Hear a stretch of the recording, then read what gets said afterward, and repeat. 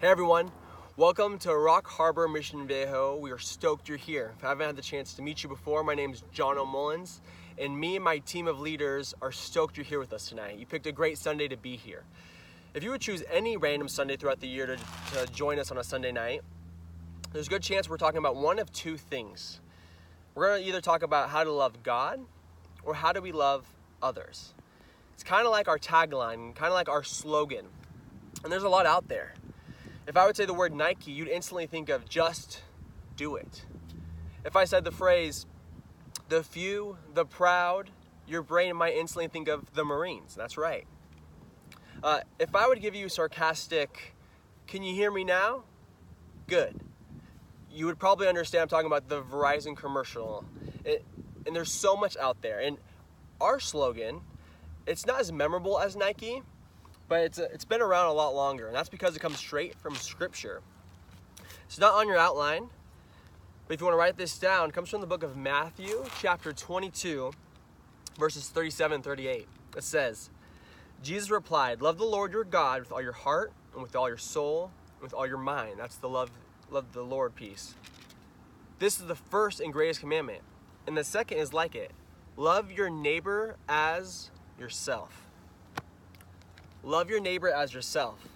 You see, a problem a lot of Christians run into, a problem I run into, is that we are so focused on others. That how we think of others through the lens of how do I give people my time, my money, my resources, my energy, and all this. You might think of phrases or thoughts in your head of like, how do I get this friend of mine to read their Bible more often? Or you might have been in this situation before. Okay, well shoot, I need to stay up all night studying because I need to go to my friend's house right now for a couple hours because she just went through a big breakup. And this isn't a bad thing. It's not a bad thing at all. Hear me on this. We need to be a group of people that's helping others, stepping into people's lives when we live in a world that is constantly in pain. But tonight we're not talking about others. We're talking about you. We're talking about me. We're in this series right now called Me, Myself, and I. We're talking about our identity. Who are you? Who are we? It's funny because I'm in a trail right now behind my house. There's this trail that's behind my house, and I come here often because I love nature. I'm quickly away from the chaos when I'm back here. I live by Santa Margarita Parkway, and when I'm back here, I'm instantly away from the noise.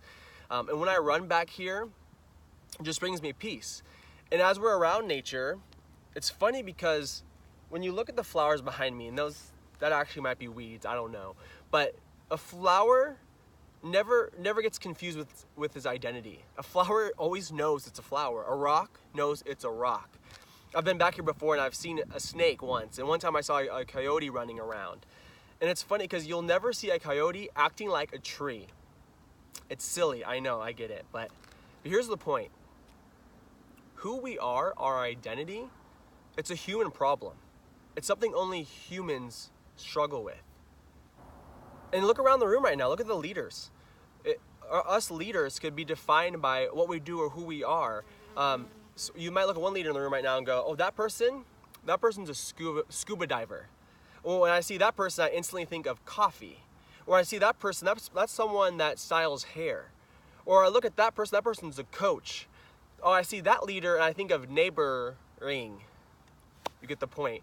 And this isn't a bad thing.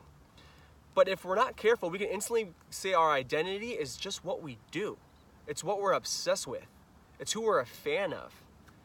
As an adult, when I meet someone new for the first time, within the first 5 minutes, someone will ask me, so what do you do? When it comes to identity, I love the way Mark Twain puts it in a quote he has. Mark Twain says, the two most important days in everyone's life, the day you were born and the day you figure out why. Last week we talked about how we should view ourselves and unpacked how Jesus wants us to view ourselves. But tonight we're talking about how Jesus views us. When it comes to our identity, how does Jesus look at us? How do we put our identity in Jesus Christ?